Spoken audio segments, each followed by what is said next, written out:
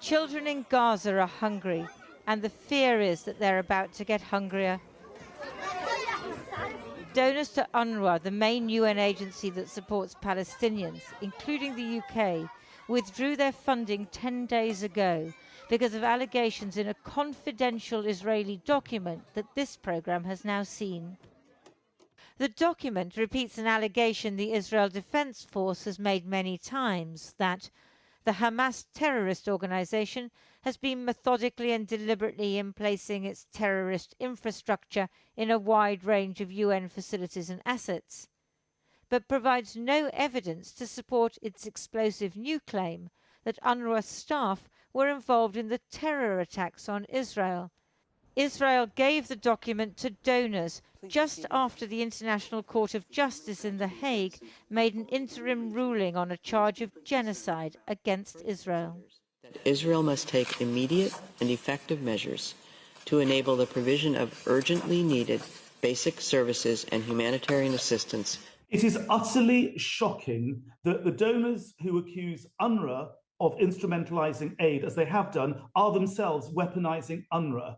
It is a violation of international humanitarian law. It's a violation of international principles. It's a violation of the ruling by the ICJ, which says nobody should squeeze international humanitarian aid. What's Britain and others done? They've squeezed the aid. And it's a violation, arguably, of the Genocide Convention, because it will devastate the lives of 1.2 million people who were on UNRWA's food lines even before the 7th of October, and that's going to get longer. It will undoubtedly, if unsuspended, lead to mass starvation.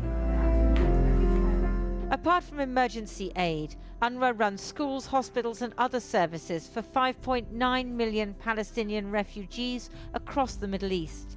It employs 13,000 Gazans, all of whose names have been checked against a UN terrorism list and as recently as last May were vetted and approved by Israel.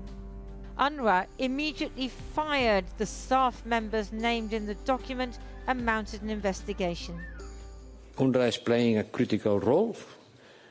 It's true that the Israeli government has been very critical of UNRWA, not now, from many times ago, but we cannot punish 2 million people by depriving them from the support that UNRWA is providing. Who will take care of that? No.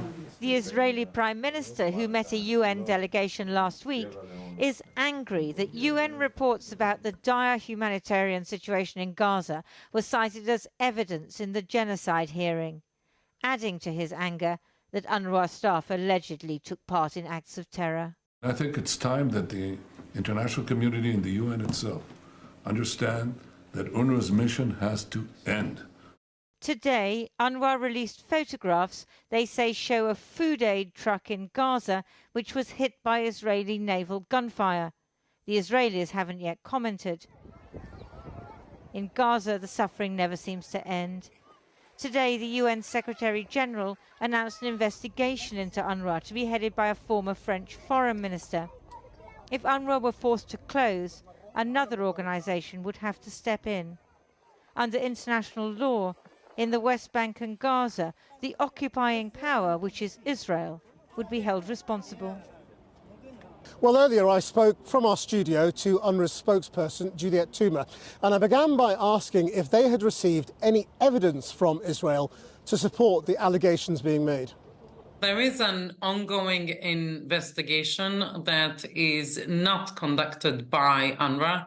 It is being done by the highest investigative office of investigations in the United Nations. That investigation is ongoing, and they are going to do their work and look into all these allegations.